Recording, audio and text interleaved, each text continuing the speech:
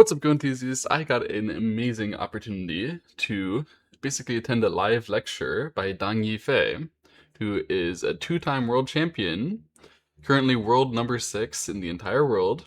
And in this live lecture, he basically covered his game against Shinjin So, in one of the games where he beat Shinjin So to win a world championship, the Chujialanki Cup last year. So instead of hoarding this secret knowledge to myself, I figured I should share it with you guys. What Dang Yifei said about his own game against Shinjin So. Okay, this is so exciting, right? I want to share it with you.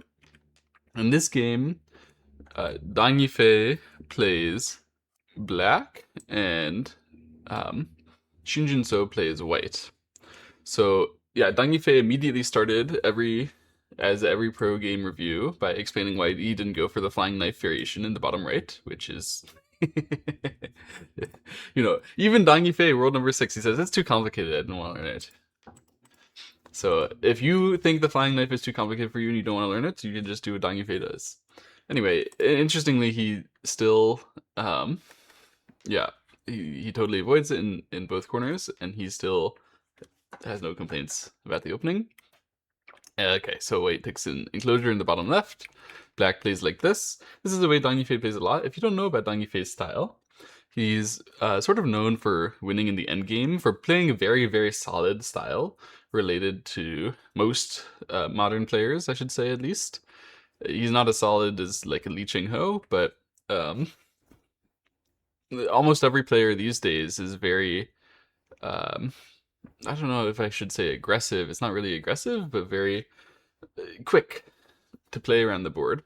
And Dang Yifei is also very quick, but he does tend to play slightly more consistently or for an endgame more often. However, against Shinjin So, he said his plan was actually not to play an endgame. His plan was to fight against Shinjin So, even though Shinjin So is great at fighting. Dang Yifei says Shinjin So's best strength is his positional judgment, so he wanted to fight Shinjin So, make sure that he couldn't get outjudged by Shinjin So. So, I mean, Dang Yifei is basically, I think, most Go fans think he's the #1 positional judgment, and he's afraid of Shinjin So's positional judgment. You can see how scary Shinjin So is, even though basically everybody agrees Shinjin So is the best fighter in the world. Dang Yifei still thinks his best chance is to fight. So that makes the game pretty interesting. Black is going to immediately counterpincer these stones in the upper left when he gets pincered in the bottom, or on the right side, basically.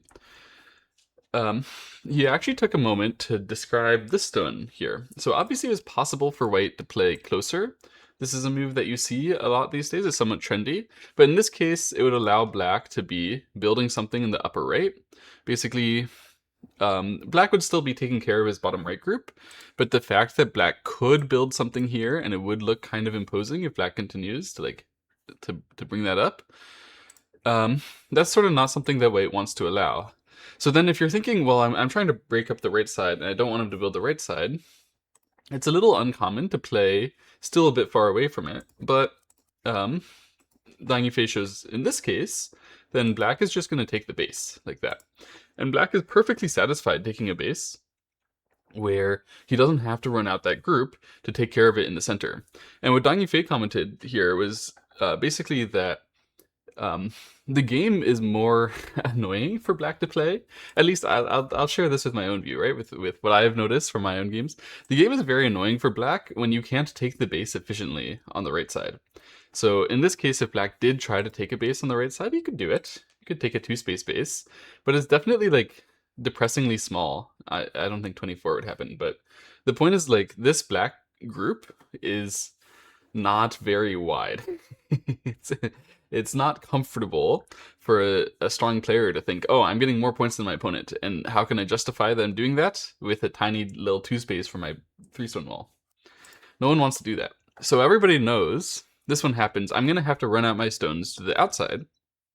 And in general, when you do that, black doesn't have much opportunity to get more points or get some kind of score. He can't build a big area or counterattack white in any way when he's just running to the center, just in that direction. There's nothing to do, but you still have to go there because you have to live and you have to not get surrounded. So that's quite an awkward position, and Shinjin-So is basically highly prioritizing that by playing exactly here. He doesn't want black to build the upper right very big, and he doesn't want black to take care of the bottom right very big. I thought it was instructive. Okay, so game goes on, and black responds to that. Now you can understand why Dong Yifei chose to counterpincer, right? He doesn't want to build the upper right, he doesn't want to defend the bottom right. So nothing much to be improved over there. And on the other hand, this upper left situation, by pincering, once again, it's putting pressure on that, 4-4 outside group. So we're seeing that happen in two different parts of the board in this game, and it happens all over the place these days. It's sort of a very simple, basic, repeatable strategy to cause white awkwardness, and to cause, whoever had the original 4-4. Again, white doesn't want to just run out and do nothing and maybe help black build the top side. So then what is black? What is white going to do? In this case, white at least has a decent position when they approach and try to build the bottom left. So black just runs. He was describing here how if he had played like this, that he was afraid of the immediate cut, I believe. And he was thinking, oh, I'm not so sure that I know how I'm going to be able to handle this. So instead of directly going for it anyway, then he played this one in order to prepare it. So this way, if he next plays the attachment, that stone is definitely going to help in the fight and he shouldn't be scared. And so because of that, Shinjin-So is going to answer and play the slide, not allow black to make that kind of attach. Basically, the attach here, it looks like you're playing outside, but this is sort of secretly a block. No matter what white does next, black is going to go down to the side and block white. And so the only thing that you need to worry about, because that would be a great thing, right? Force white to the center, that's exactly the goal. The only thing you need to worry about is this cut. And in this case, he thought it could actually be trouble, so he chose to play like this. Somebody in the class asked him, well, why not nice move? Because normally if you want to cover, like if you can see this shape, and then I get to play some move of preparation for this, right? Like that's why play somewhere else. Normally you wouldn't play this move to cover that shape, right? Normally you would instead play here to make sure you had some ladders and nets and, closer support. And Dong Yifei's reasoning was, well, I played here instead because when you think about what you're going to do next, you probably want to push up and build the top side. And this stone helps a lot better with that. So in the game, it goes like this. Black could absolutely push, and this stone would be sort of connected, and he could build a big topside. If he had only played knight's move on the left side, it's already sort of disconnected. So even if he pushes next, then there could totally be a way for white to just start fighting on the top side, and he didn't like it, so play like this. And white played here. And that prevents black from blocking on the left side with this like attach combination. You can see why Shinjin-So played the slide. Now black does get a chance to follow up on the top side, but he didn't do it, which I found somewhat interesting. The reason why he didn't do it is because if you did do that, then white would definitely take the bottom left. And so knowing that basically at this moment, the strategic plan, the normal strategic plan for black would be to give white the bottom left, Dong Yifei has a general strategy for what to do in that kind of situation. And I thought this was nice to hear from him, how he basically thought this was like really normal and basic, even though I would not really consider it that normal and basic, and it can definitely start a fight and be interesting. But Dong Yifei played attach in the bottom left at this timing. And the reason why is because on a very basic standpoint, if you did something like this, you blocked the top side and then white gets the bottom left. I think Dong Yifei showed a variation where he wanted to play like this and let white fix it and then play like that. In this case, we're giving the bottom left to white, and it's kind of annoying how big it is. If you just look at it, if you were white, you should feel very satisfied. Wow, all this fourth line territory. And it looks like it's actually territory. It's very hard to invade and like figure out some way to use Agie over there. It turns out, usually as black, you find difficulty now. So even if it can be okay, you kind of don't know what to do. It turns out the general strategy Dong Yifei has to deal with that is don't give himself a difficult position, figure out what to do first. And so by playing this attachment, the concept is straightforward. If you just like answer to me, I'll do the same thing. Play like this. You know, if I show the same variation here, this way is way better for black than the other way. Because I got you to defend the bottom left, that means you like really tried to take it. I can future play a jump move. I get way more power, although white is still getting the same area here. I figure out what to do by having more control on the outside looking in. So this is a clear benefit to black over the other variation. Well, obviously, you can be like, well, yeah, I mean, if you're about to give someone an area and you just force them to take it first and then give it to them anyway, this is like double concentrated by white. That's obviously a good strategy. So they aren't going to do that. Shinjuso's not going to do that. He's going to play like this. And this is normal. This is what you should generally expect. But Dong Yifei has this as like a normal idea because if it's just before he thought he was giving an area away, that means at this moment it's still possible to fight in that area. It's still possible to try to do something. And so, although at this moment, white is about to get the bottom left side as something that's sort of like hard to invade and hard to deal with, that means that right now, it is possible to invade and to do something over there and properly, you know, engage. So, Dong Yifei, interestingly, he plays here. And then after, in the review, he told me, he said, that isn't the only move that he was considering. Actually, his first intuition was to play like this. And this is the normal plan. So what I want to describe to you is like the feeling that he must get when he plays here is, strategically speaking, high level, if he goes down, I go up, I get something out of it, I give it to him anyway. It's great. So I force you down, you know, much lower, and I get much more outside when I give you the bottom left. That should make a good plan. If you go up, then I can still fight on the left side, so I should feel comfortable to go in and fight. So the natural idea is, oh, you want to fight? That means I should be able to play Hane, like this. You fight outside, I fight inside, should be great. So there's a few ways that this goes. Like there's a normal Joseki that goes like this. Excuse me. Push. I think many people have seen this before. This is super common. So this Joseki would be perfect for Dong Yifei, because now he gives the left side the same thing he wanted to give, and he gets the corner territory, and he can still do the thing that he wanted to do, and, you know, white building the bottom side is not that easy. So this would have been perfect. He had no complaints about that. But there was a worry. So if he plays Hane here, then he would actually get Atari'd here and pushed like this. So this is rare because most of the time white doesn't have a thick shape like right here to support this. But in this case, white has a thick shape right there to support it, so it looks scary. It looks like you don't really know what to do as black if you just sort of let white fix it like that. This sort of becomes like the other variation where we're giving white the area on the left side, except we're not getting anything. So the cutting stone is just swallowed. It's inside white's area, and these 4 stones are not useful to black. You kind of have to spend a move just to make them okay. So that's not okay for black, and that's why instead he decided to play here. So that forces white to answer like this. White is usually happy with that local shape, but black is thinking, well, I still got to fight on the left side before I'm going to give it to you. Dong Yifei said after the game, well, I actually missed something.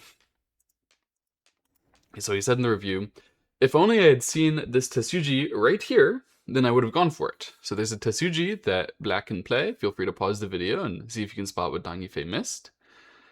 So right here, black can play kick, like this. White would want to answer, and black can play clamp. So that's pretty interesting. Normally this is a very bad shape, okay? It is broken shape. This is called a broken one-space jump, where you have a one-space jump there, but it's cut so bad that white isn't even cut back. Like, only black is cut. It's terrible. Terrible shape most of the time. But in this case, it gives black a little more thickness to maybe go after those 2 stones. So in this case, black can play push here, that's sente, and then block, like this. And these 2 stones die, and black saves the left side, even though you incurred broken shape. Killing the 2 stones is way better than getting cut over there. Well, I don't know about way better, but it's definitely better. Black is better here, for sure. And so that's why he actually could have played the Hane all along. So as you can see, it basically works out. As long as there is openness on the left side, you should be able to fight there. However, you may not know how.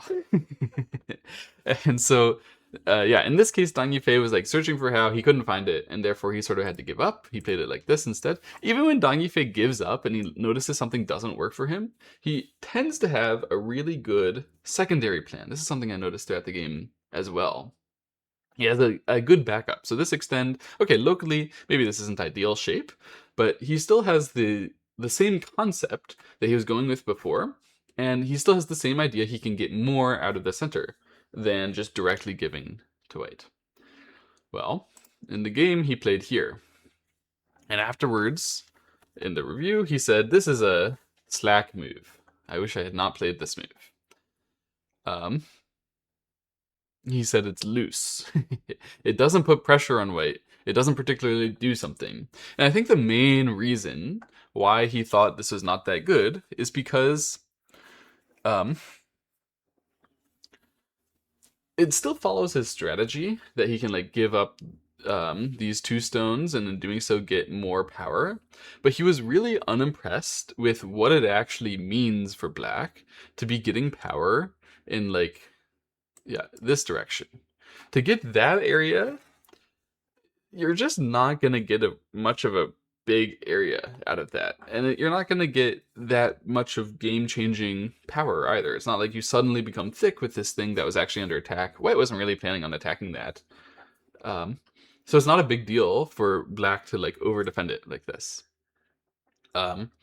Afterwards, he said something very interesting about Shinjinso's move. He said this move that Shinjinso played is the pro-psychology.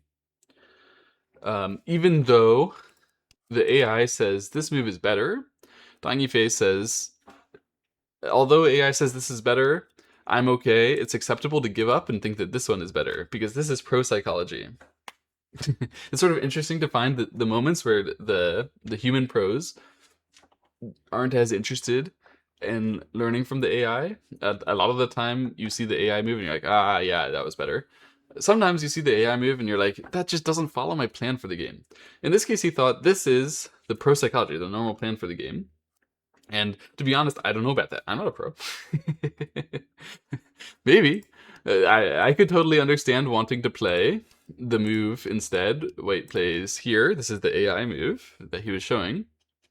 The reason why white should play like this, according to the AI, is that even though black can save, and save in Zente, and therefore link up the 2, potentially weak groups in a very satisfying way, and build some potential area in the center, the whole problem is there's no area in the center. So you link up, it's great, you solve all your problems, feels good, but there's no area there. And in order to do it, you have to give white area on the bottom side, which is there. This extend on the bottom side, it really helps white get a much better control of the bottom side. And so basically by playing on the left side, you're baiting black to do that. Black doesn't have that effective of a move if turning here and accomplishing everything he ever dreamed of is not good for him anyway. And so I could totally see, a Li Cheng-ho style player playing this diagonal move. And I could even see myself playing that, although I would not do as well. I think the main reason why he doesn't like it that much is that it's not that clear what exactly you're getting as white. You could have saved yourself without playing the diagonal move there. So, the point here is that we're trying to save ourselves through the weakness of the black stones on the left side, and that seems just healthier, more comfortable if possible. So why would you just save on the left side directly? I can't say I have an answer for that. I think that might be part of why he thinks it's not pro-psychology to play the diagonal. Well, I can just say that a lot of the old masters I saw play moves like that diagonal, which I'm like, what? There's no way. Shusaku played that, but that can't be right. That's just Shusaku being Shusaku, and then you check AI, and it's the right move. It happens. So, yeah, I don't know, but it's certainly not Dang Yifei's psychology. This is the expected move for Shinjinso and for Dang Yifei, and that's good enough for me to push here. It means that we're trying to put pressure, so this black will have to save in an awkward manner if it does want to save, and that's more satisfying. We can also build the bottom side, although not as effectively with this push compared to the other variation. Still building the bottom side, still doing something. Black played the attachment here. He gave very little comment for this move, although it was a bit of a surprise to me. I think to him it's very natural. You have some problem. That doesn't mean you solve it in the most, slow way. That means that you play a slow move and it's not good. Instead, you try to cause white problems. When they're like low like this, they aren't having problems of getting killed or cut or murdered. None of that is going to be a problem. The problem is when white gets too big for their britches, overcommits, and then you go after them, or when they play too slow, too soft, and end up too small. So the reason why we're attaching here is we're trying to ask white, hey, do you want to commit, go in, cut me? And it's a bad idea.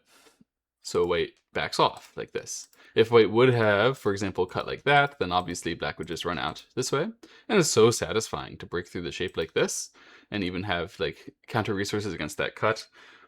Even have a Hana, that's amazing. And yeah, so that wouldn't have happened. And same thing goes here. This is the variation that he was actually showing. Is he was thinking about what is going to happen when white Hanes and Ataris me. Can I directly trade it like this? This is one thing that he was showing. I think this would have been just fine. And also, can I try to play like this? This is something he was showing.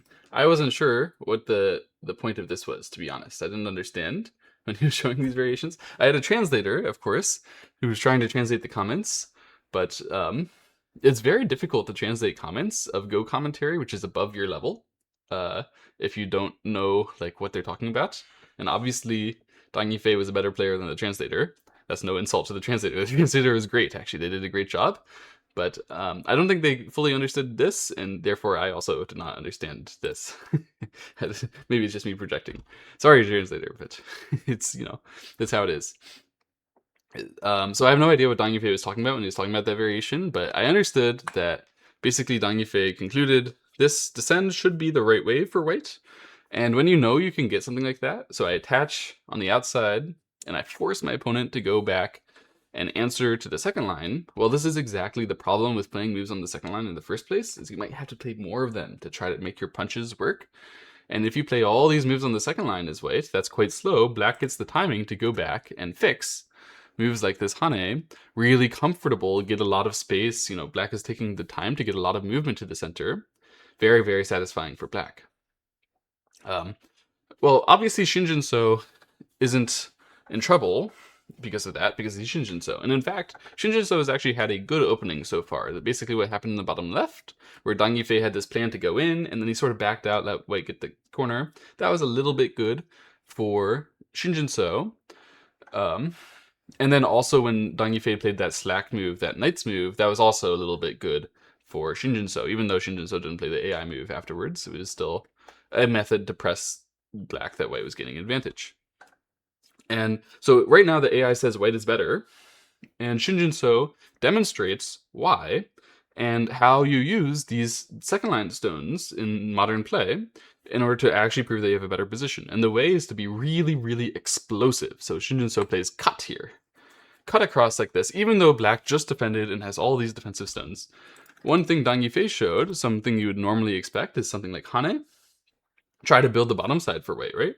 And force black back. And normally if you can get this Atari and force them to connect solidly, that would be great. Problem is in this case, it would definitely be a ko. And this ko is definitely going to be good for black. Excuse me. The reason why this ko is going to be good for black is because it helped black attack these stones on the left side. So black definitely has ko threats against those stones on the left side. And white has really no way to resolve this ko in a positive manner other than just like strongly winning it, which is really hard when white has all these weak groups that top the left. I don't think that would ever happen. So white played something else. He played cut. like this. This is really aggressive, but it basically works. It's really strong. And Yifei showed a bunch of variations where this is really good. And then he said, basically, I have to do something to change it, and he came up with this cut right away. So what happens? Well, obvious first move is to play like this, and then white would cut. And then if you blocked this way, that would suck. This is not considerable. When white is breaking through and attacking both sides, it's completely unplayable. So you really have to extend to the center to try to keep this one stone under wraps. Otherwise, we just lose the whole point of having all these stones in the center was to have a strong shape. But then if that happens, white would turn like this, black has to answer, and white would push. And it seems like maybe I could do something, but the cut here is just working. There's nothing that black can do to actually capture any of these outside stones. And if you can't capture any of these outside stones, then you're just dead on the left side, and it's good for white. Similarly, black could try to push like this, but white would push and cut here, be able to cut here as well. These kinds of things are just unplayable for black, where we're getting in so much trouble on the left side.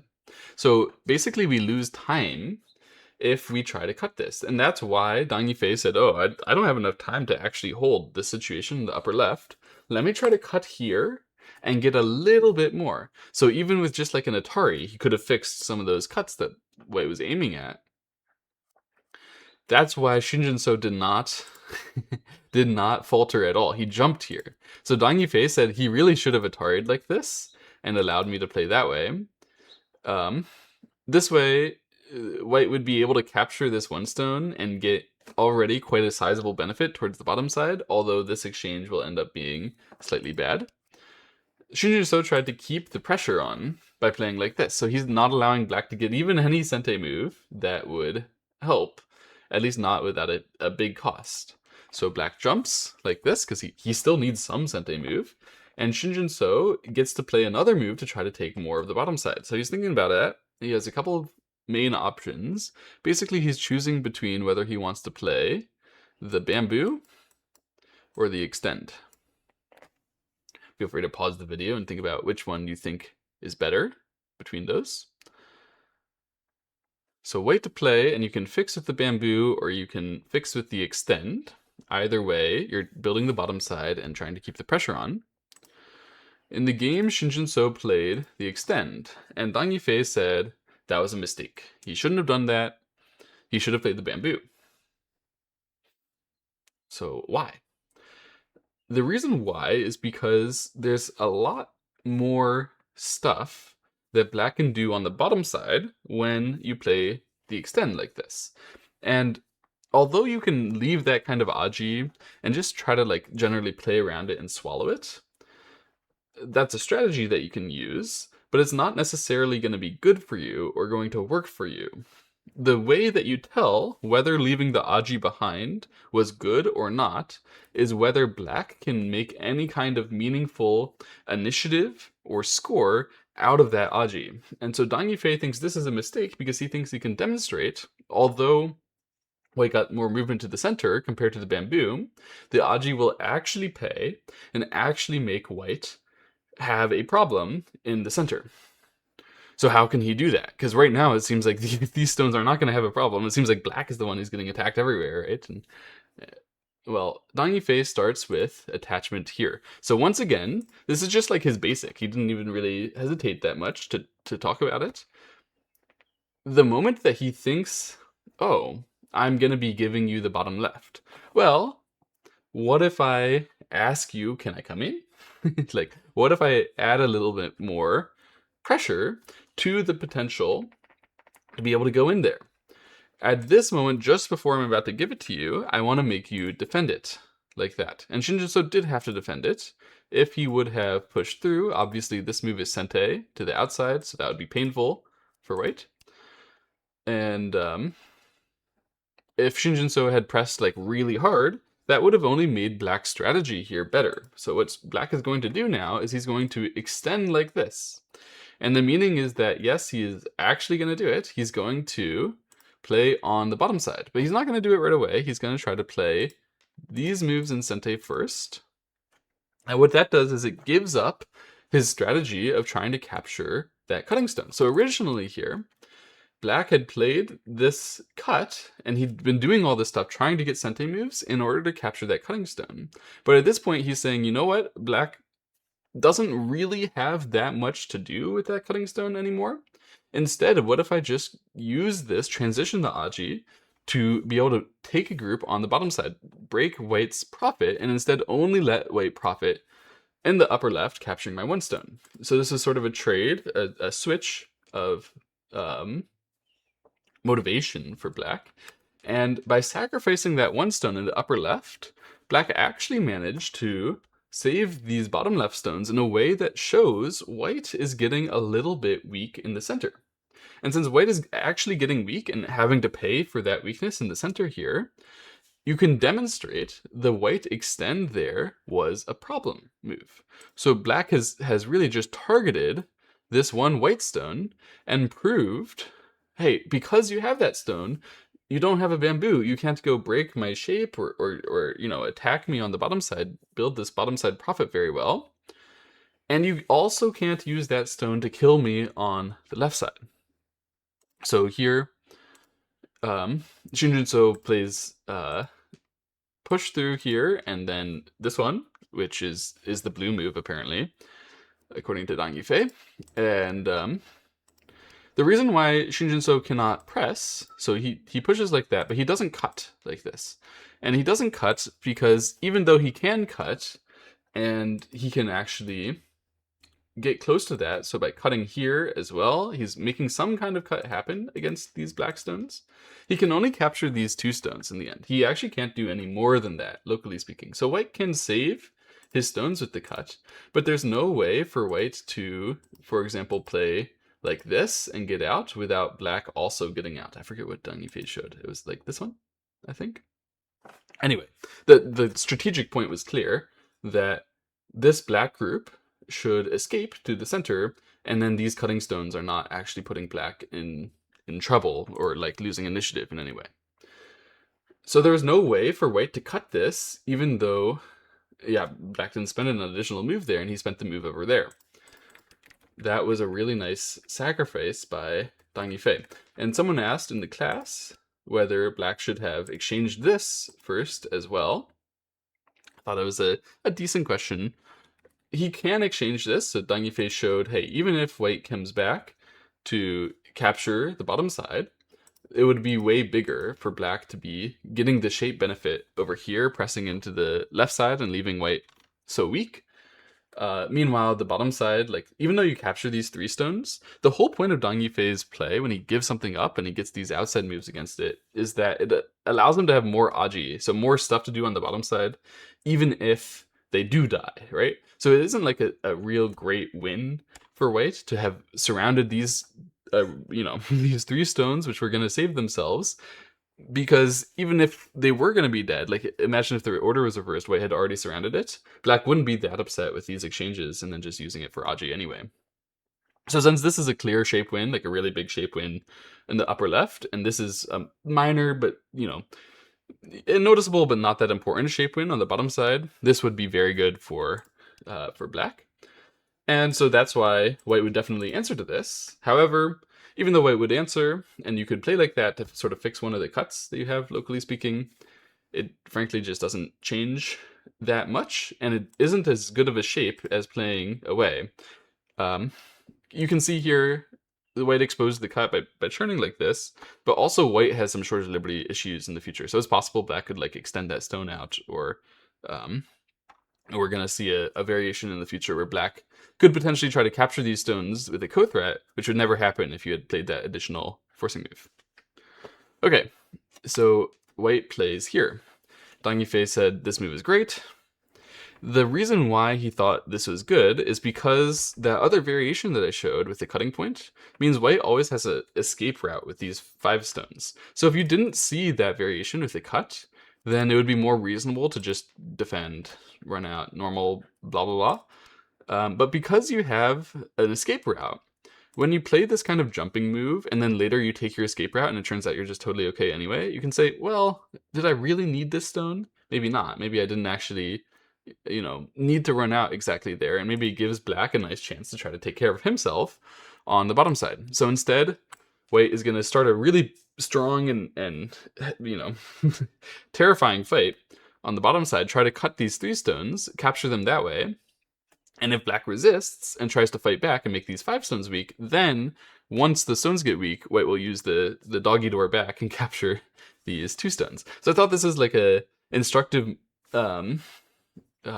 demonstration of how you should use this kind of a doggy door resource. You don't want to use it when you're not under pressure, but you also don't want to play in a way that could relieve future pressure. You actually want to play really aggressively so that you get more pressure on the thing which has a doggy door, so that later that resource becomes more valuable for white. So it was a nice strategy, and black basically has to push and cut here, and white can play down like this. So the concept, if black runs through, then white will be getting the bottom side. That would be very, very pleasant, of course, if white gets all this, because black couldn't help themselves but run through here. And then eventually white would still be able to save with the doggy door anyway. This is white's plan. That would be fantastic for white. But it's hard to resist that plan as black. Even though you know that's the idea for white, you still have to do something with those 4 stones in the bottom left. And it's hard not to just give it to white and make it clear that white gained. Well, black is going to try to resist. So he tried descending first. His concept was that this might make it work a bit better when he does some of the really liberty intense type of running out in the center. But it was actually based on a misread, he said. And he noticed that misread here. He said he was actually about to play what would have been a pretty harsh, like maybe game-losing move, or game-losing sequence. But fortunately, he caught it. And then once he caught it and he knew that his method didn't work, he played this way as a sort of give-up method. So I was very impressed by Dang Yifei's idea of what giving up looks like. It's just the blue move. But at first he thought he was going to play like this, and Hane. So it's, first of all, notable. A lot of people would just think, okay, if I'm going to run out, that means that I run out directly like this. The most basic way to run out. But in this case, you can see white already benefits to the bottom side, would cleanly be able to benefit with that doggy door idea that I was talking about strategically. Here you can see it in practice, where white manages to save, become really strong. This black group is still weak, and so because that black group still has to run in that direction, that's why white is going to be getting the bottom side here. In fact, it's even nervous, whether this black group is going to have trouble with it. White might be able to run through in the middle, and this would just be a disaster. Disaster for black. So that's why Dang Yifei wasn't thinking about directly playing the normal running out like that. He was thinking about playing Hane like this. So the concept is that you can improve your running by playing a Hane. Instead of just running in the normal way, you get more speed like this. And it sort of alters the way that the local stone fighting can work. At first he thought this is going to be good. So after this, white can Atari like that, and Atari like this. Otherwise, those 3 stones would be in a lot of danger to a ladder. So if white doesn't Atari, then this is a working ladder for black. You can verify if you like. White played Atari here, or in the variation that Dang Yifei was thinking about, white would play the Atari here, and then white gets the next move to attack these 5 stones. So the correct way to attack them is to play wedge like this to shorten their liberties. When black connects, black would expand liberties. So we wedge first, and then we cut like this, and then we need to play like this. Because if you play Atari here, obviously black has 3 liberties, white has 2. So we need to play like that. And this makes a ko. In this ko, now, black would only really have the one major ko threat there. So black can't reasonably connect because white is going to fill liberties, and already black would have lost the liberty from the way that the wedging thing works. So black would need to fill an outside liberty, let the white try a ko. And his best ko threat is against these 4 stones. So trading would end up looking like this. And white can still save the group in the upper left. Meanwhile, white captures this group in the bottom side really nicely, and getting so much outside influence from that makes these 3 stones kind of weak. The black capture the 4 stones is just not that imposing, because he also got all this influence from like the squeeze as well. In the bottom left is like really over-concentrated result. So finally Dang Yifei noticed this, judged it well, and said, you know what, I'm not going to go for that. And instead of playing this Atari and Hane concept, he read the whole ko trading, he said, that's not good, and he gave up by playing this move. So that was all correct, by the way. Really nice to do that kind of thing all correctly in the middle of a game. And then really, really nice to notice, oh, it's not working for me, then let me try to attach on the outside. You might be wondering, why would you even do this? He wants to target the 3 white stones on the bottom side. Those stones are going to be able to capture him in the in the corner, but he wants white to get a little bit smaller, making sure that white can do that. So white resists, like extend back, and Dang Yifei said, I'm pretty sure white can't resist in a better way, which means like these kinds of cuts, yeah, these are just not going to work, I don't think. For example, here, these 5 stones of white are getting weak again, and the 2 stones of black are not captured yet, so white gets busy.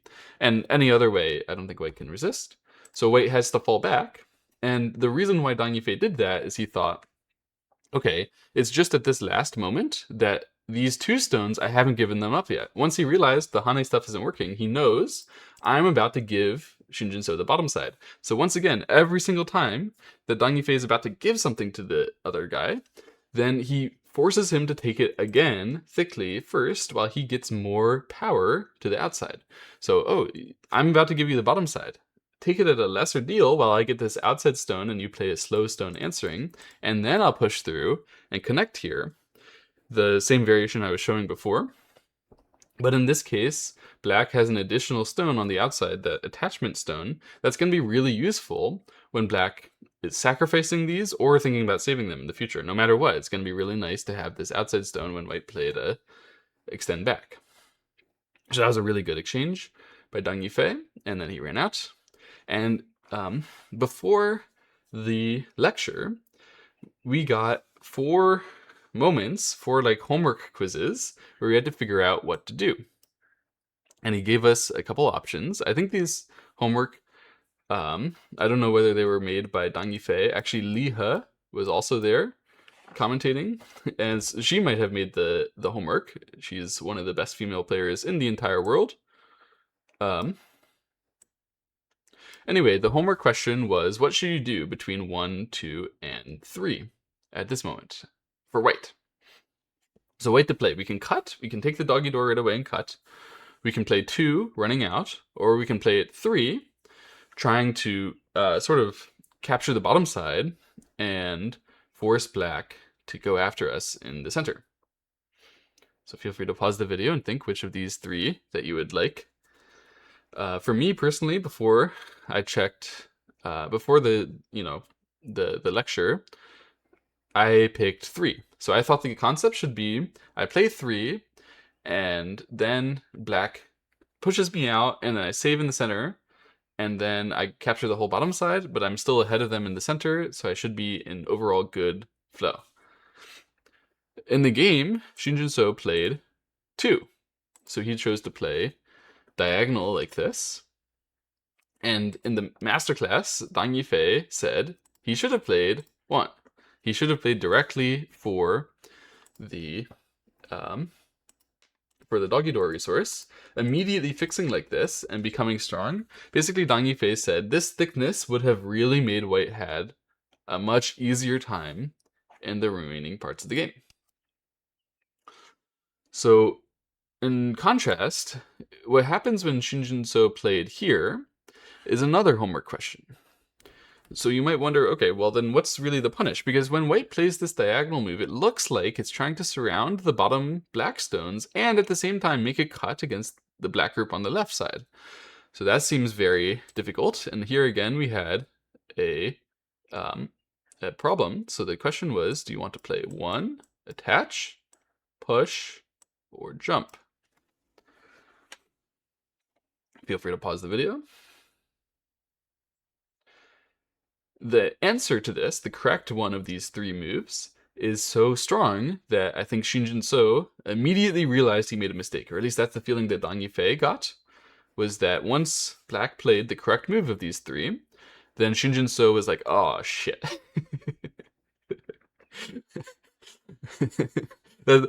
It's kind of funny because I'm sure you've had this feeling when you play at our level, amateur level. It happens all the time. Like, oh no, but it happens at pro level too, and usually it's these more subtle things.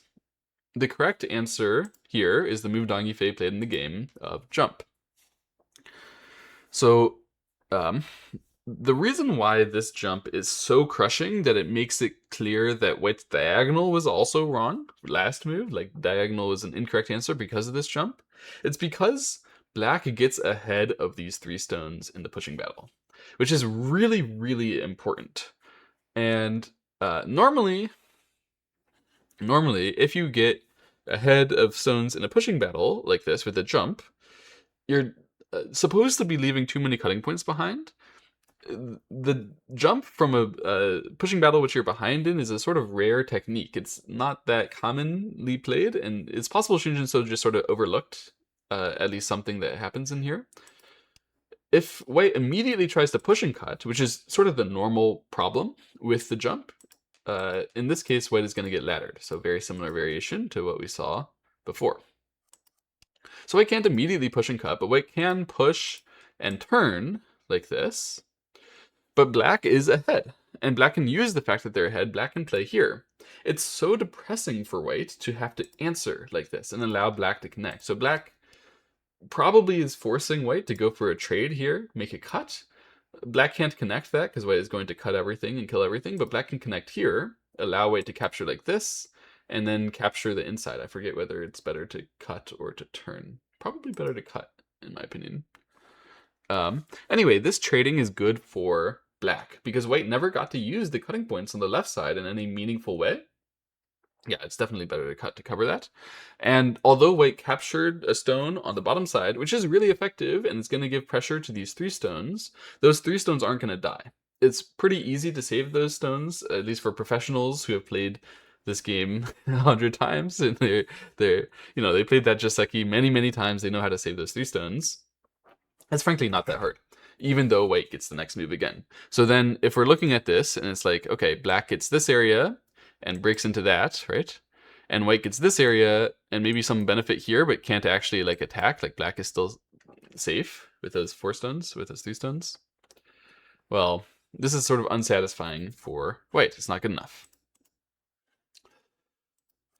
And so White can't actually use the cutting points that Black has here because White is too weak in the center. So the reason why this 1 space jump ahead, usually very fast technique, is actually working here is because White is weak in the center, has not used the doggy door yet, doesn't have time to go for like attacking, counterattacking sequences. In the game, Shinjin So could only play Hane here, which is a very depressing move if you aren't aware. White was trying to build this whole thing and instead he had to defend it because of the short liberty problem being so bad. If White would have instead gone, for example, for the trading over here, Dang Yifei always showed this connect, by the way. It wasn't actually like necessary to connect like that. Slightly bad exchange according to AI, but no big deal because it's demonstrative of what's happening, right? White takes the doggy door. It shows clearly. So he was showing this variation all the time to demonstrate that White would do that, although it isn't what would actually happen in the game. The effect is still the same. Anyway, after this, if Black gets this kind of move, you should feel really bad for White. Where this is getting totally ahead of this. Not only was I ahead to the outside, but also I'm ahead towards the bottom side now. So the only way for you to save your stones should be to push through and cut like that, which is so depressing. I get to connect here, I get to connect here, and you even still have to save your group. Oh. It's not playable for White, right? So that's why in the game, Shinjin-so just had to answer, and when black connects, again, it's threatening, some ladder, some net, some nasty stuff. White has to connect again. So sad, so sad. And because that happened, and that was basically black's sente to get ahead on the bottom side, black also gets to play here, which fixes the whole cut and doggy door thing, and now white is stranded with these 6 stones in the center. The game's basically turned around for black and become good for black, even though originally it was in white's favor at the start of the fight. So yeah, the reason why this all happened is because of the homework question that I got that I asked you guys earlier. That diagonal was the wrong move. Allowing black to jump allows black to get ahead. And in this case, the weaknesses, when you jump from behind, jump to get ahead in a pushing battle where you were behind, are not accessible due to the white weakness in the center. And that's why white was supposed to play the cut. When asked about, okay, why is this homework solution not correct? He basically said black is gonna net here, and it looks spicy. That's more or less the translation. I don't think that it was that clear. Like I don't know if I really learned why I shouldn't do this, but I can totally understand that this looking spicy and white thinking that they had an advantage is like not good enough. And, white is basically in trouble with his 5 stones. Can save it, but not that clear. If you try to use the doggy door now, then black will definitely trade away. So that's actually something that people asked as a question. We only asked a couple questions from like the English speaking group, which I don't want to waste his time and ask him stupid questions that make us think we're make him think we're bad. But here we asked a pretty good question, which is, well, okay, it's so great to take the doggy door, so what if I deny it to you and I play here? Then if you capture, then I can capture your stones that way or this way. Probably this one's better. Dong Yifei said, yeah, so this can work. He showed a few variations. I think he was like not ready for this question, so he was basically showing us his reading live and just clicking through the moves. I didn't completely understand what he was talking about. I think maybe again lost the translator a little bit. And, if not lost the translator, definitely lost me. But the end result, I think, is that he judged, oh, this is probably going to be good for white, even if white sacrifices these when white manages to capture and break through in the center, which I thought was an interesting judgment, that this should be still good for white, even though white dies with the stones, which we were using to beat black, right? But I can understand that although white is dead with them, the fact that helps white to secure more of the bottom side and generally control the rest of the game, and that this being so thick means black can't really build the top side in a meaningful way, I can understand that the trading would be kind of bad. But there were also many other sequences that he was showing. I couldn't keep track of it all, I'm sorry. Anyway, in the game, Shinjin-so made this one, which was a mistake, and it allowed Dong Yifei to get ahead in the pushing battle in Sente, and then also defend his cutting points. So Shinjin-so's in some amount of trouble in the center, but it's not like the game is lost or anything. He still built the bottom side while that was happening. This answer was to defend the corner. That was definitely necessary to prevent the push, and it was also, again, threatening the same cut and capture thing. So after that happened, black got to fix in the center like this. Yeah, I was thinking a bit about whether this method of connecting is better or worse than other methods. Dong Yifei didn't talk about it at all, but I like it. I think it's a better way to connect that way than this way. In this case, basically the Agie of the cutting point still there is still pretty bad. And in comparison, when we play here, although we're allowing white a peep, we're also getting ourselves some eye shape for black, and so we're actually not getting that much weaker, although white gets a peep. White jumped like this, and black played attachment. So here, he showed a sample bad variation. So the concept is pretty clear, right? Black is out, black is ahead of that white group, white has a single stone there, black has a 3-stone group over here as well, and white has a main target group in the center. Since black is so thick on the left side, and black, has to target this group in the center, makes a lot of sense to try to go for a splitting attack between this white group and that white group. But it wouldn't be good enough to play like this and still allow white effectively to do something that would connect them. This would be a classic way to just lose control of the game when you had a prime opportunity here to make an actual cut instead. So instead of playing something soft that sort of connects and it's just safe, attachment here, much better for sure, from Dang Yifei. You mentioned here, it's sort of interesting that the game started with black playing kind of loose, high, not particularly attacking interested moves, and then ends up with him having a whole bunch of thickness. This is, the kind of musing that I sometimes do about my game, which is not really that relevant to winning the game or anything that had to do with someone trying to win, but just sort of musing and thinking about it, sort of irrelevantly pondering. And I thought it was kind of fun that Dang Yifei is also irrelevantly pondering in his game, just like me. Yeah, just, one of those things where you notice, like, wow, I can't believe he made 7 groups. Wow, I can't believe I ended up this thick. Wow, I can't. Just irrelevant ponderings are human. It happens to everybody. So White played this peep. Dang Yifei said it's really important that he didn't try to fight back against this and that he just connected in this case. Because the main theme when he attached here is that he's trying to make a splitting attack between that white group and the white group on the right side. And so if you allow the opponent who notices that they're in some kind of a pickle, some kind of a contact fighting difficult situation, if you just allow them to change that, they're going to find another way to do something. So if you tried to fight back against it and like pushed, white would get some more stones over here, and they're going to do something different on the right side of the board, which is where we're trying to play. So it's very important when they peep and they try to distract you and they try to change the plan, locally speaking, that you stay focused on the one thing that you see that you're doing that's good. Like right now, Dang Yifei has a good strategy lined up. Splitting attack, that should be great. As long as he keeps with it, it'll be great. So peep, don't try to fight it, just accept and continue doing something good. So after that, white just extends like this. He could have Haned, but it would allow black to sort of push through and splitting attack harder. And this extend is a good move, actually. It tested Dang Yifei, and Dang Yifei passed the test. He plays the correct move to pull back here. Somewhat unintuitive move. A lot of people would consider to push and Hane like this, myself included. It seems like when you bait black, like when you bait white to counterattack like this, white is also getting in trouble. So yes, I'm getting surrounded, but so is white here.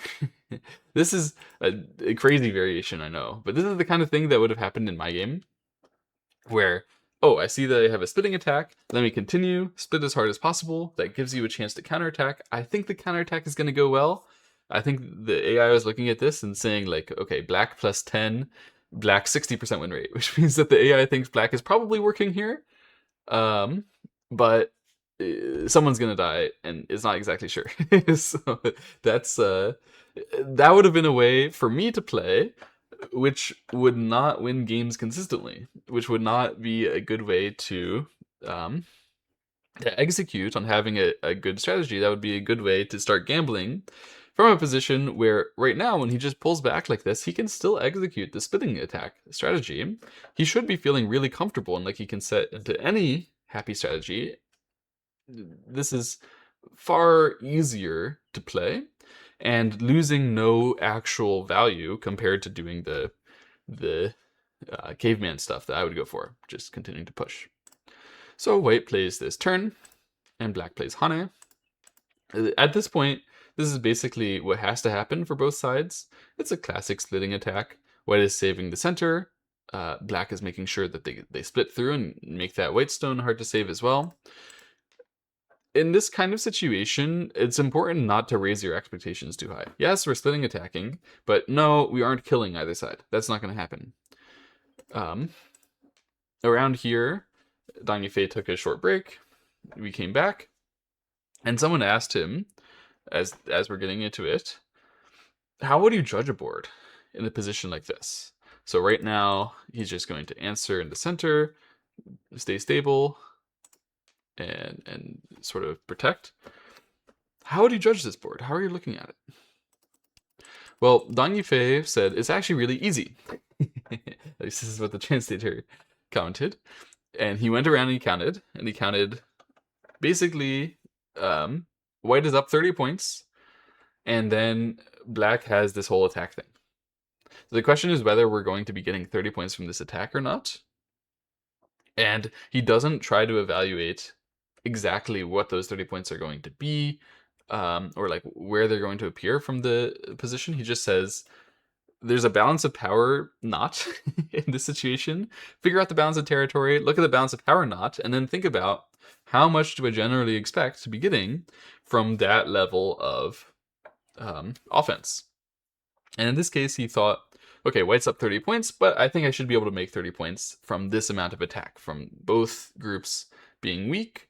Something's going to materialize on the right side, on the top side, as long as I keep the pressure on. Which I agree.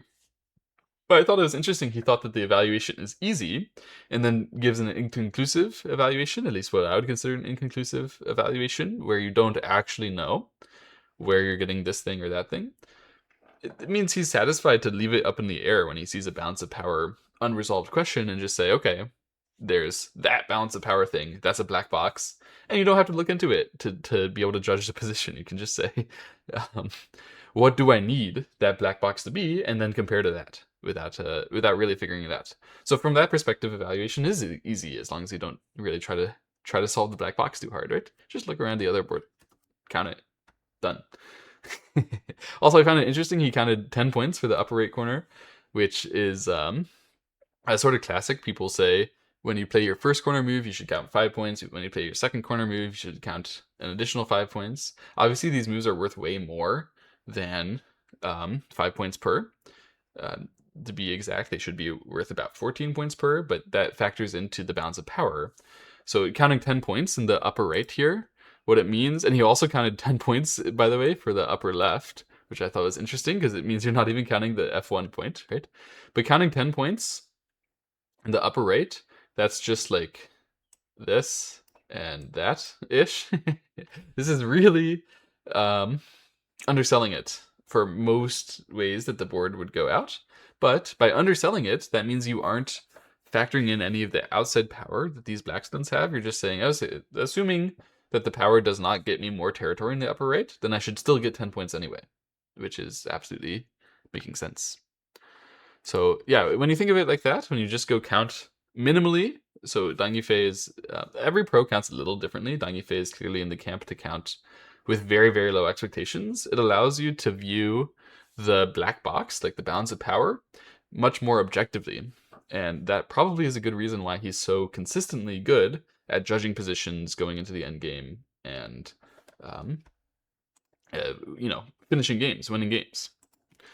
Okay, so the game goes on. So he thinks I should be able to make up this point deficit that I have right now. So black should be basically doing fine, and he's right. The AI says he's leading by like 2 points, 3 points, which is as expected from a positional evaluation like that. Okay, so he is running his two groups together. That's very nice. He said, I could just defend. Like, it would be fine to just play here. In the game, he played like that. He said, this is part of my pre-planned strategy against Shinjin-so. So Shinjin-so, such a great positional evaluator and such a great fighter. I need to be careful not to be too slow. So, basically what he was saying, what I wrote down here, is that careful does not equal passive. You often must be careful to stay proactive, reading carefully to check that, but also stay open. So in this case, basically Dong Yifei approached the game thinking, I've got to make sure that I'm proactive. Like, I'm going to be careful that I'm proactive all the time. So when he sees an opportunity to play a move like this, which is quite just connects, it doesn't do much, and an opportunity to play a move which leaves cutting points behind, but could maybe get a little bit more. Yifei was careful this game to stay proactive. This is like part of his game strategy against Shinjin. So how do I beat the number one guy? It's got to be by making sure that he fights me. So I can only have him fight me if I play actively moves like this one, even from a position where he thinks he was doing fine. It allows White to go for cuts, but Yifei has read it all out. He's careful, but careful to be proactive. So I thought that was an interesting way to view it. After that, White plays this Hane move, which is basically forcing Black to jump here. It's no other option. And then White jumped down to the right side. So the splitting attack is basically proceeding as expected, where both sides are saving themselves, and Black is gaining benefit. In this case, maybe to the upper right and maybe to the bottom side. Those two areas are the key areas of benefit at the moment. He plays this Tiger's Mouth, which is a definite vital point. Very clear why he would want to do that one. And White plays Extend here. Now, again, he's going to be careful to be proactive. So there's a simple way to do it and a hard way to do it, and he does the hard way. Like this, peeping at White in the center. He said it would have been totally fine to play like this because I'm getting territory, right? Like this is not a bad variation to get the territory on the right side. But this wouldn't follow my game plan that I need to be careful to be proactive. So at this kind of moment, the game's getting kind of crazy. He can think about moves that take territory, defend his weak group, but he can also think about moves which send the game into a tizzy. It's not so easy to control when you get peeped in the center like this. When you're White, someone peeps you like that, you usually don't have a very fun time, right? But Shinjin actually demonstrates here how you're supposed to do it. I thought it was really instructive from Shinjin. When I'm White in this kind of game, I usually just make some, bad moves, end up somewhat slow, and say, it's unfair, they played the vital point. That one's so good, no one knows how to deal with that. But Shinjin knows how to deal with that. And he played Attach here. This is a common answer to it, right? But obviously Yifei had a point. He didn't just, not read the Attach. He knew, oh, I can play the Hane. So if you cut me, that's an empty triangle, and you'll get tarried and killed right away. So that's not good. Instead, White played Connect here, and Black played Extend here, again making that sort of split one-space jump shape.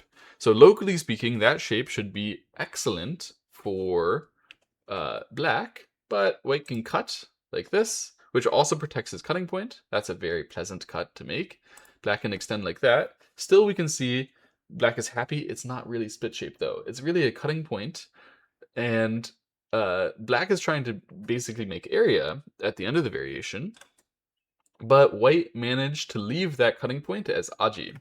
So the fact that cutting stone is not captured is going to give White a lot more control towards the top side in the future. You can imagine in that area, White will definitely be getting some forcing moves at the very least.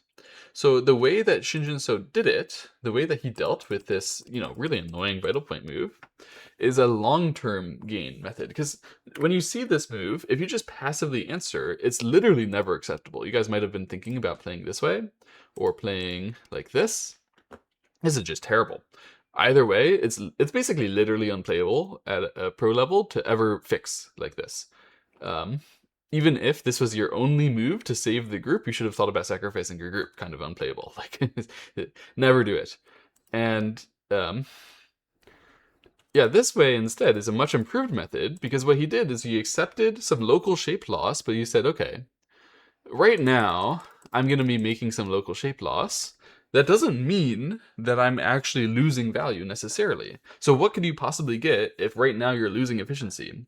Well, what you can get is you can get global efficiency, you can get time to do something that actually matters, that really matters, and you can get a long-term future benefit. So what he did is he attached here, allowed this cut, right? This whole cutting sequence is pretty easy to read for pros of their level. And the concept is that now White has the control over the rest of the game. Although he didn't manage to do anything in this particular moment, he has Sente, and he can control the outside here, so he doesn't have to worry about that group so much when he jumps like this. So you can see it's hard for Black to attack if White gets to run Now, to the left side, white will use that Agie, and if white gets to run to the top side, white will make life. So it was this was a good demonstration by Shinjin-so how you handle that really annoying shape. Is you have to think long term and you have to use extra resources. Okay, so in the game, black played extend here. And Dang Yifei said, this is because of a reading error.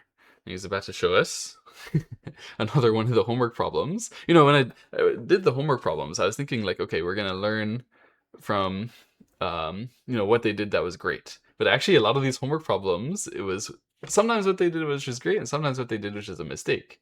Is there something here? So white cuts like this, black plays here, is white to play. This is the third homework moment, but this time they didn't give us 3 options. They just said, here's the position. Black just cut and exposed some Agie in the center. Is there anything for white to do to attack black? And yeah, I don't know. Is there a good move? Is basically what they said. Is there a good move here for white?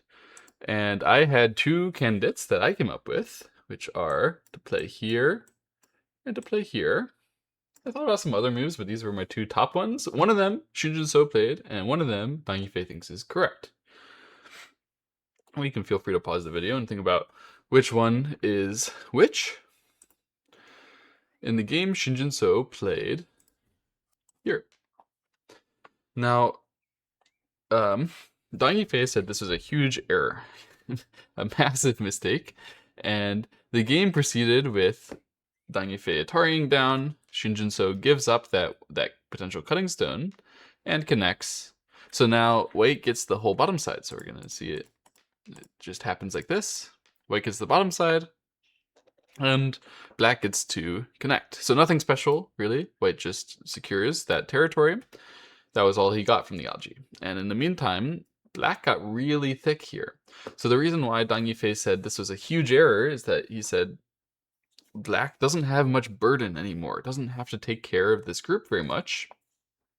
And because black's burden is eased, black is going to be getting more time to go back and, you know, attack the white group over there and the white group over there.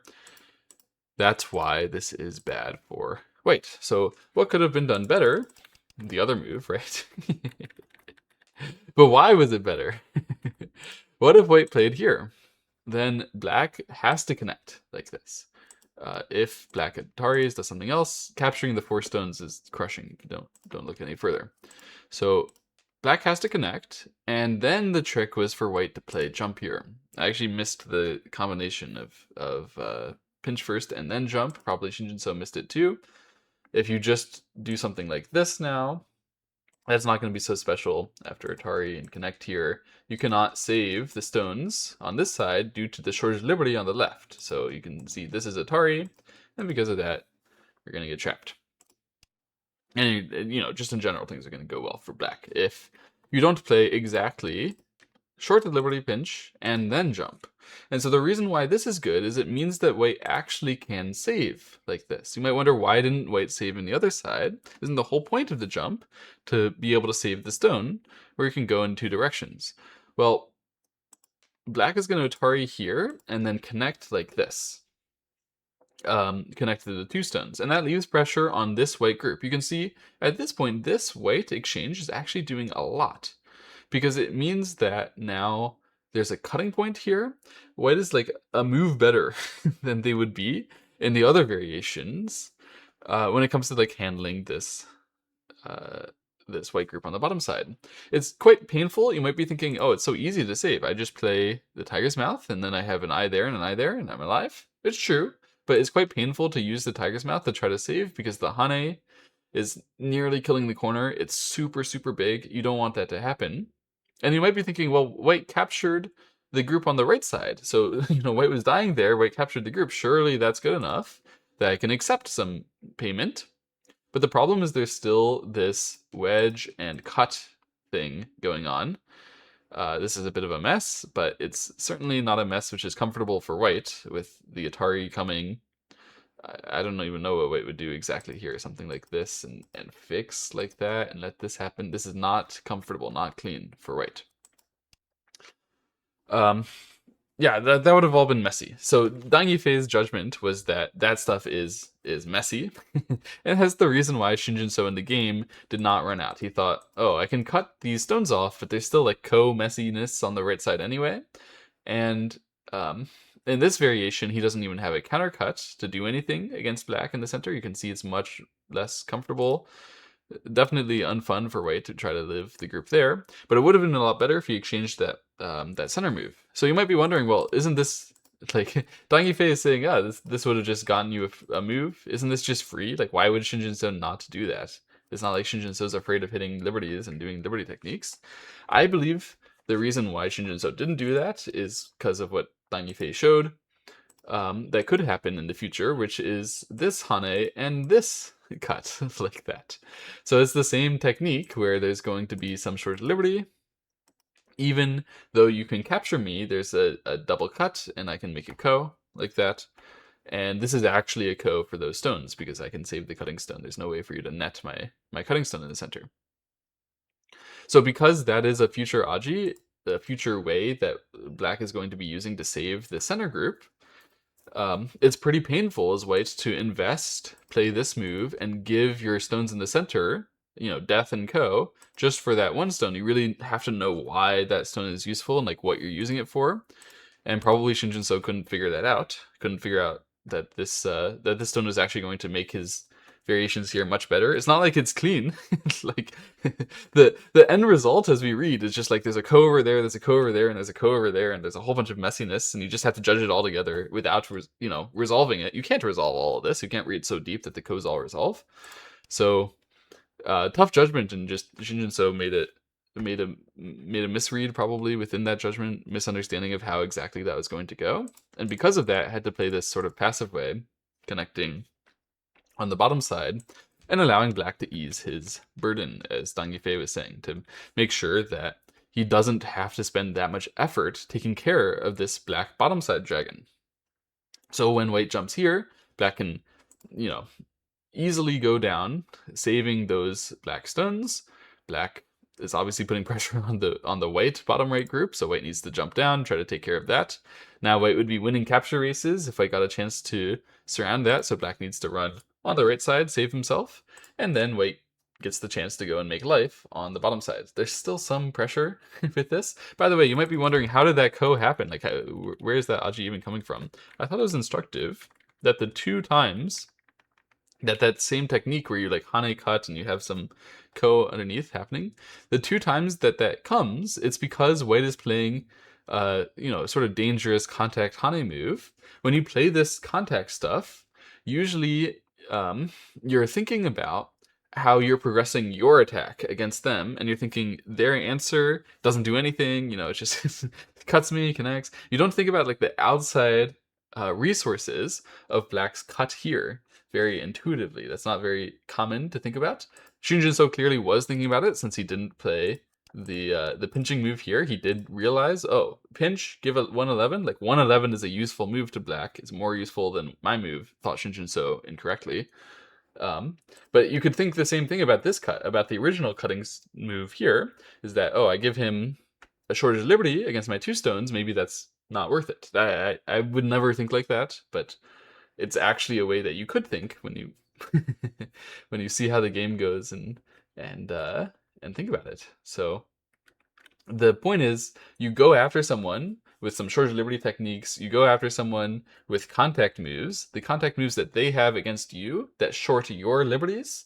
So the fact that it's getting closer to you and that your liberties are getting shorted, that makes stuff much more likely to happen, which is bad for you, obviously. But I just thought it was nice to notice how the top level players are using short liberties more often than I am in my game, even though it's not like I don't know about short liberties. Like, I understand the concept, but I still use it less often than them, simply because of skill issue. Anyway, at this point, Dang Yifei played jump here, and he talked about why he can leave the bottom side group, because it seems like Yeah, I would assume Shinjin-so played this, hoping that Dang Yifei would not be able to play away. If White can run to the top side, it's going to be very comfortable.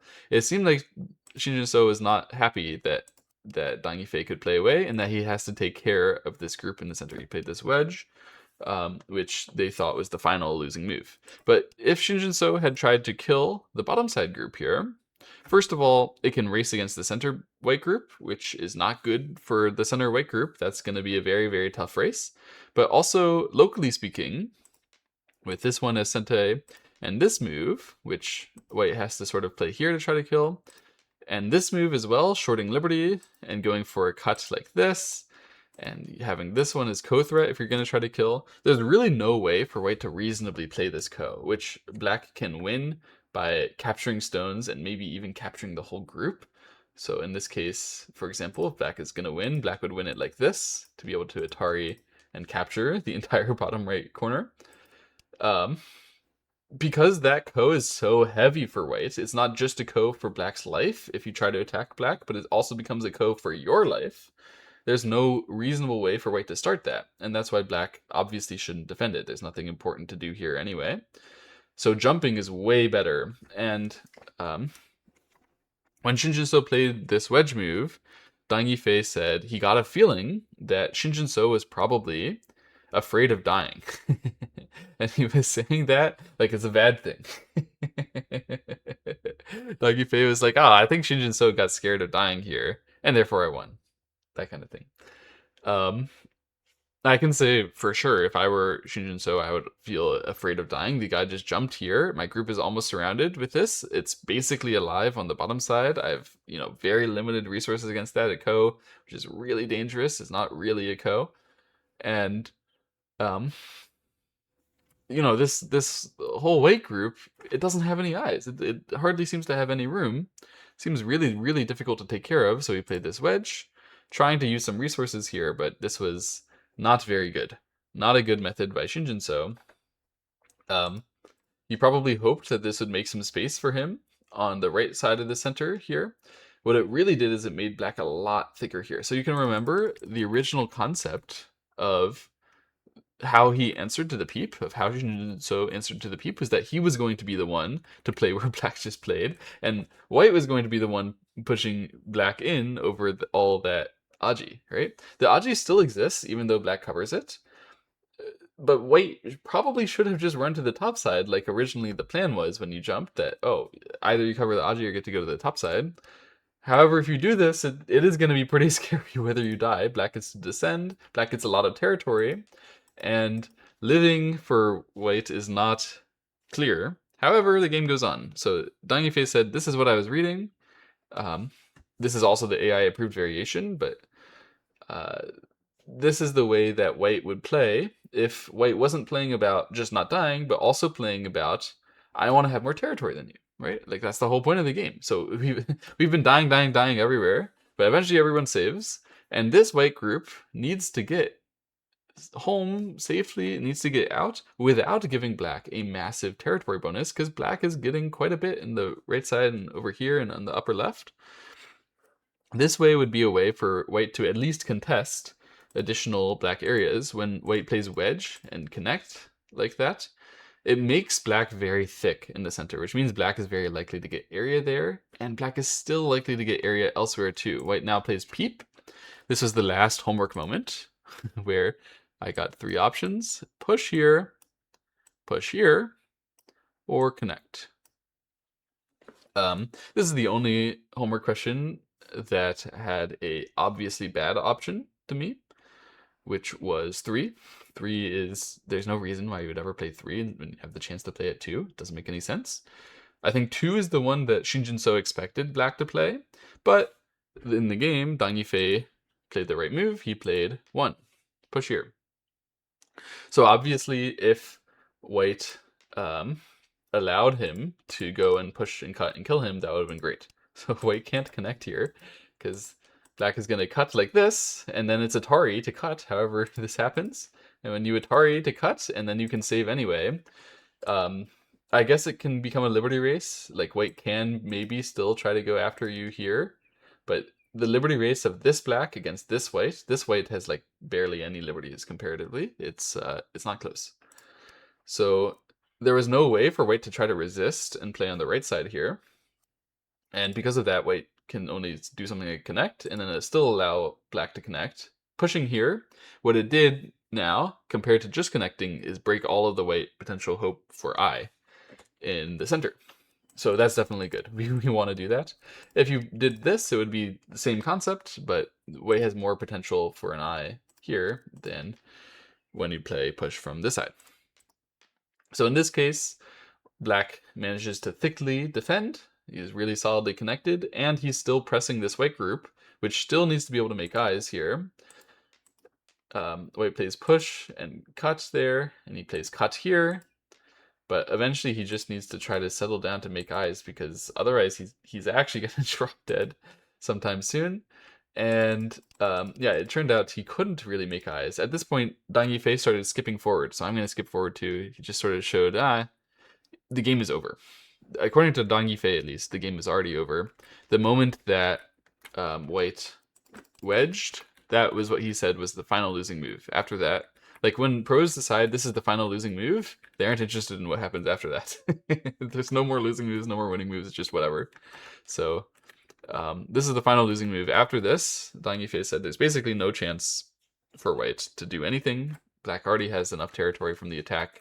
Although it hasn't happened yet, it's going to happen. There's no way for white to evade black getting a lot of territory from the attack. So in this case, black benefited a lot, and then white also let himself die in order to try to get counterattack, try to make something interesting happen. But here, yeah, at this moment, this one was forcing in the center. That was, yeah, I'm trying to read it just now.